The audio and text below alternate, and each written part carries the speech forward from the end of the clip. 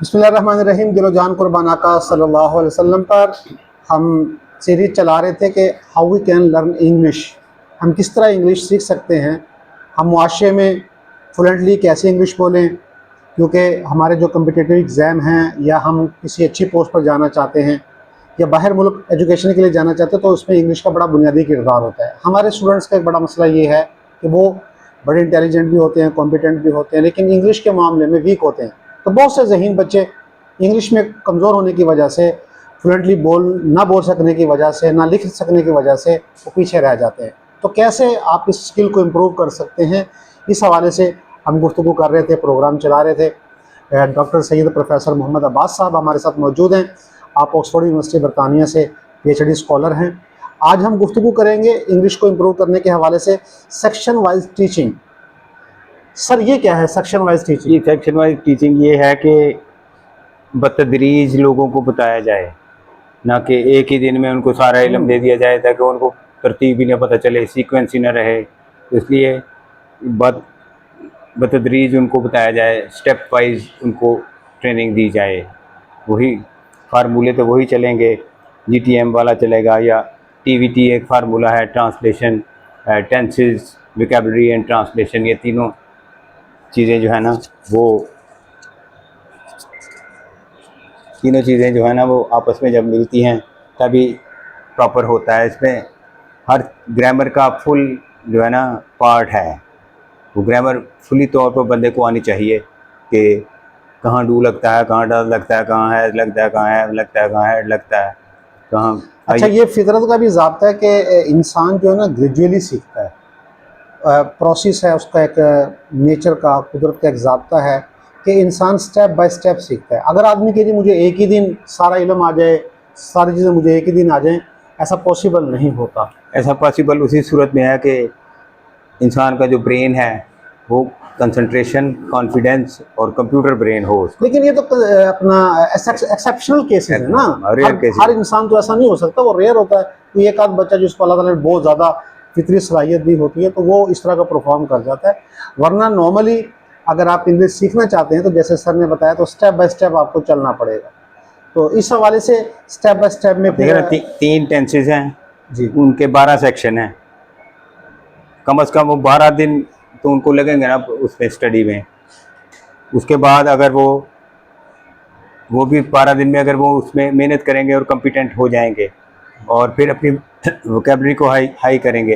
Vocabulary का एक असूल है कि जो ग्रेजुएट है, BA पास जो है, वो उसको 3000 वर्ड आने चाहिए, और जिसने कर लिया है वो BS, उसको 7000 वर्ड आने चाहिए इंग्लिश के, और जो MPhil कर लेता है इंग्लिश में उसे 12000 वर्ड आने चाहिए, और जो PhD करता है उसे 20000 वर्ड इंग्लिश के उसे आने चाहिए डिक्शन में से।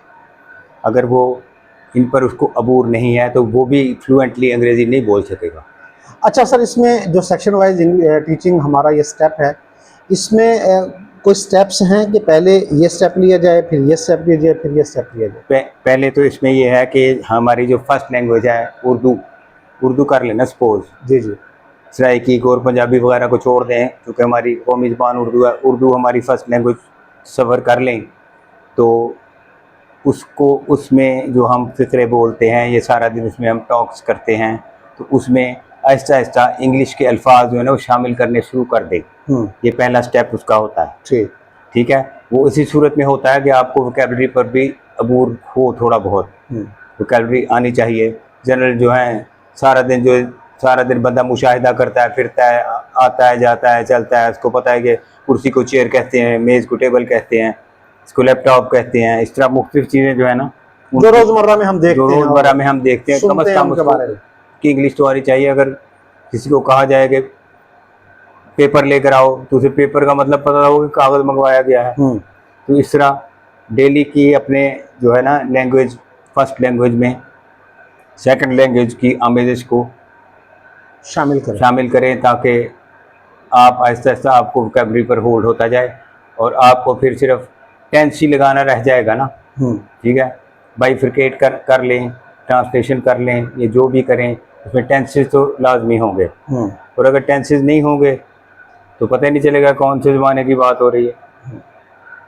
अच्छा, यहाँ पे एक और चीज़ भी है कि जब आप सीख रहे होते हैं, यानी कि रिटन चीज़ को लिख रहे होते हैं, सीख रहे होते हैं, जैसे हमारे यहाँ एक बच्चा जब वो इंग्लिश सीखना शुरू करता है तो उसमें तो टेंसेस का यूज़ होता है, लेकिन जब हम प्रैक्टिकली इंग्लिश बोल रहे होते हैं तो उसमें टेंसेस का वो इस्तेमाल नहीं होता। तो नहीं इसमें कोई प्रॉब्लम तो नहीं आता? नहीं, इसमें प्रॉब्लम आता है, टेंसेस का इस्तेमाल नहीं होता। जो रिटन इंग्लिश है उसे असल इंग्लिश तो वही है, स्पोकन इंग्लिश जो है वो तो मतलब समझाने के लिए होती है दूसरे को, लेकिन हम ट्राई नहीं करते कि वो समझाया जा सके। उसमें थोड़ा सा होती है लचक कि उसमें ग्रामर का इतना बहुत ज़्यादा यूज़ करने की ज़रूरत नहीं होती, लेकिन ग्रामर जो है ना वो ज़माने का तयन तो ज़रूर करती है कि आज की बात हो रही है, कल की हो रही थी, या आने वाले वक्त की हो रही है, इसलिए टेंस का होना भी ज़रूरी है। अच्छा, इसमें मज़ीद क्या आप सजेस्ट करेंगे? मज़ीद यही है कि पहले टेंस बंदा जानता हो, फिर वोकैबुलरी पर उसको अबूर हो, ठीक है, और फिर उसके बाद वो उसका माइंड इतना शार्प हो तो वो इजी से फर्स्ट लैंग्वेज को सेकंड लैंग्वेज में ट्रांसफ़र करके उसे एक्सप्लोर कर सके। कि एक्सप्लोरेशन पावर जो है ना वो ही असल मैटर करती है। अच्छा, टेंसेस 12 हैं गालिबन? 12 टेंसेस में आप कौन से इंपॉर्टेंट समझते हैं कि इंतहाई अहम हैं, अगर बच्चा इन टेंसेस पे अबूर हासिल कर ले तो फिर उसके लिए आसान हो जाएगा? नहीं, वो टेंसेस सारे ही अहम हैं। ठीक। हाँ, उनकी कैफियत है ना जी। एक इंडेफिनेट है, एक कंटिन्यूस है, एक परफेक्ट है, एक परफेक्ट कंटिन्यूस है।